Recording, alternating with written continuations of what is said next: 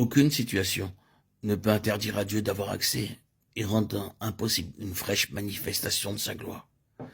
C'est une chose qui paraît incroyable quand vous considérez les circonstances et le manque de ressources pour répondre aux besoins en ce temps-là. C'était sans espoir.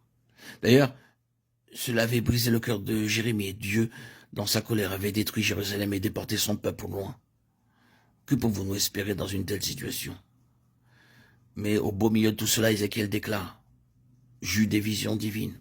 Et il les résume ainsi. C'était une image de la gloire de l'Éternel. Ézéchiel 1, 1 et 28.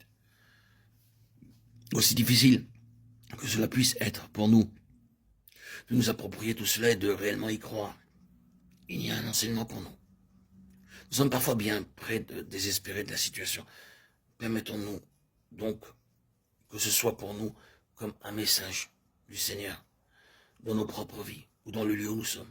Il y a parfois de telles difficultés que nous sommes prêts de nous résigner, de désespérer, de nous décourager. Ézéchiel aurait bien pu avoir cette attitude. Il avait certainement beaucoup plus de raisons de le faire que nous en avons. Mais au cœur de tout cela, c'était une image de la gloire de l'Éternel et les cieux étaient ouverts.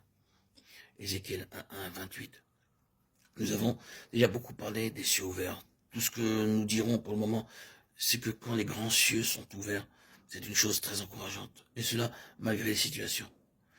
Vous pouvez avoir des temps difficiles dans votre lieu avec le peuple du Seigneur. Peut-être que vous avez des personnes difficiles. Bien, Ézéchiel avait aussi des personnes difficiles.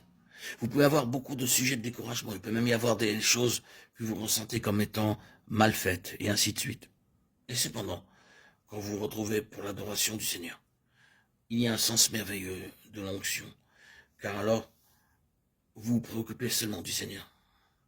Pendant ce temps-là, en tout cas, vous permettez que le reste soit mis de côté, que le Seigneur devienne votre centre. Les cieux sont ouverts. Tant que cela se manifeste, il y a de l'espoir pour votre assemblée. Il y a de l'espoir de l'avenir. Car il n'y a rien de plus désespérant qu'un ciel fermé. Regardons au calvaire, il eut des ténèbres sur toute la terre. Et vers la 9e heure, Jésus s'écria d'une voix forte: Élie, Élie, lama sabachthani. C'est-à-dire, mon Dieu, pourquoi m'as-tu abandonné? Matthieu 27, 45, 46. Le ciel était fermé, car là, sur la croix, il prenait le péché du monde tout entier. Le ciel était fermé. Il n'y avait aucune voie d'accès. Ce fut la situation la plus désespérée qu'il n'y ait jamais eu. Le désespoir de cette situation l'avait fait mourir. Ce fut le choc final qui causa sa mort. Ce ne furent ni les clous, ni les épines, ni les actions des hommes, ce fut le brisement du cœur. Parce qu'il avait vécu toute sa vie terrestre avec un libre accès auprès du Père, avec un ciel ouvert.